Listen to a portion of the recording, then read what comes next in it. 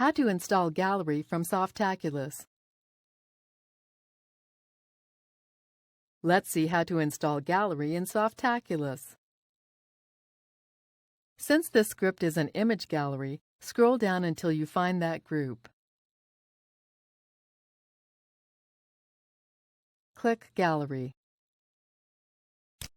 You will be taken to the software's overview page where you can view information about it before installing. Go to Install. All the defaults for these options should be fine for most purposes, but we'll take a look at them anyway. If you have multiple domains on your account, you can choose where to install Gallery. The next two boxes allow you to set the directory and data directory name, which should not exist on the server yet.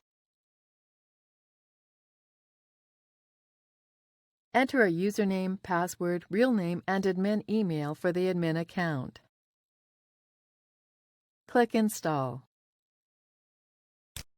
After a moment, the software will be installed. Use this link to view your newly installed application. Here is our new image gallery, which is ready to be used.